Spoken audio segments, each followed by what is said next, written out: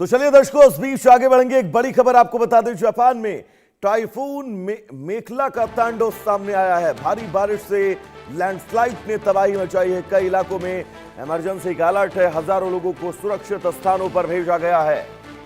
तो आपको बता दें, जापान में टाइफून मेखला और ट्रॉपिकल स्टॉर्म हिगोस ने भारी तबाही मचाई है।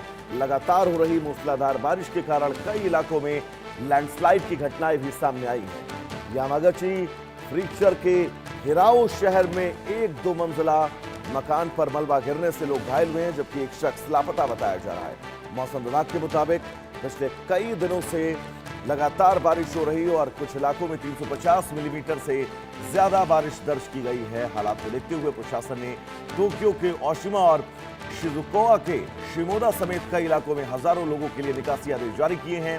लैंडस्लाइड और बाढ़ के खतरे को देखते हुए राहत और बचाव दल तैनात है। प्रशासन लोगों से सुरक्षित स्थानों पर रहने और मौसम संबंधी चेतावनियों का पालन करने की अपील कर रहा है। जापान की तस्वीरें, जहां पर लगातार बारिश और लैंडस्लाइड के बीच अब मुश्किलें बढ़ती जा रही हैं। ये तस्वीर आप सबकी टीवी स्क्रीन पर, और इन तस्वीरों के जरिए समझिए रेस्क्यू ऑपरेशन को लेकर अब क्या कुछ नियम बरते जा रहे हैं। और अब ऐसे में बहुत जरूरी है ये जानना, ये समझना कि आगे हालात क्या कुछ होने वाले हैं, क्योंकि बारिश लगातार हो रही है। बारिश रुकने का नाम नहीं ले रही है। रेस्क्यू ऑपरेशन लगातार जारी है और रेस्क्यू ऑपरेशन के बीच अब फिलहाल ये तस्वीर देखिए। दो मंजिला मकान पूरी तरह से इस लैंडस्लाइड की चपेट में आया और लैंडस्लाइड की चपेट में आने के बाद ये मकान, इस मकान में रहने वाले लोग, जिनको बचाने के लिए अब रेस्क्यू ऑपरेशन लगातार चलाया जा रहा है।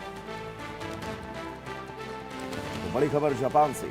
जापान में लैंडस्लाइड के बीच अब मुश्किलें लगातार बढ़ती जा रही हैं। कैसे रेस्क्यू किया जाए, कैसे इन लोगों को सुरक्षित बचाया जाए, बहुत सारे सवाल, और इन सवालों के जवाब के बीच अब लगातार युद्ध स्तर पर रेस्क्यू ऑपरेशन चलाया जा रहा है। बड़ी खबर इस बीच आपको बता दें, जापान में लैंडस्लाइड से हाहाकार है। टाइफून मेखला का तांडव जापान में देखने को मिल रहा है। इस तांडव के बीच लगातार जो तस्वीरें आ रही हैं, वो तस्वीरें आपको परेशान कर सकती हैं, लेकिन इन परेशानी के बीच ये समझना होगा कि रेस्क्यू ऑपरेशन में किन किन चुनौतियों का सामना करना पड़ रहा है। आशिक मीर हमारे साथ जुड़े हुए हैं तमाम जरूरी अपडेट्स के साथ। आशिक, बहुत मुश्किलें हैं इस रेस्क्यू ऑपरेशन में लैंडस्लाइड के बाद जो तस्वीरें हम दिखा रहे हैं लगातार।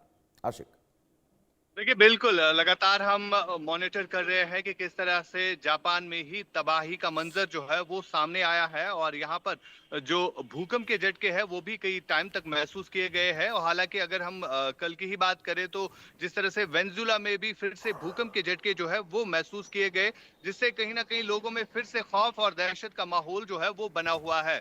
फिलहाल लगातार हम देख रहे हैं, चाहे हम एशियन कंट्रीज की भी बात करें तो पाकिस्तान, अफगानिस्तान, या फॉरेन कंट्रीज की बात करें तो यहाँ पर भी लगातार कई टाइम से भूकंप के झटके जो है वो लोग महसूस कर रहे हैं, जिसकी वजह से लोग काफी ज्यादा डरे हुए हैं। और वैज्ञानिकों का भी मानना है कि इस तरह अगर भूकंप के झटके आते रहेंगे तो ये एक खतरे की चुनौती है, जिसके लिए जो है तैयार रहने की जरूरत है।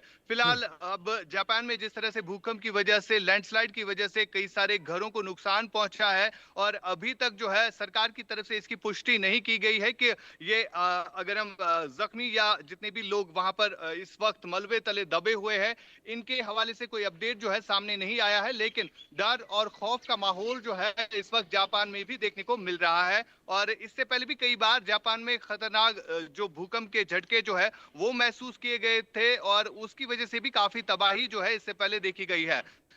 आशिक, हालांकि अभी भी लोगों में डर और खौफ का माहौल जो है बना हुआ है जी। आशिक, बिल्कुल जापान को लेकर जो स्थितियां हैं, एक तरफ भूकंप, दूसरी तरफ लगातार हो रही बारिश, लैंडस्लाइड, वहां की सरकार के सामने तो बहुत चुनौतियां हैं अपने नागरिकों की रक्षा के लिए। कैसे वो अपने नागरिकों को इन प्राकृतिक आपदाओं में सुरक्षित रखें? देखिए, बिल्कुल फिलहाल की अगर हम बात करें, एक अलर्ट जो है वो घोषित किया गया है पूरे जापान में, और 2 दिन पहले हमने देखा था यही अलर्ट जो है वो वेनेजुएला में भी किया गया था।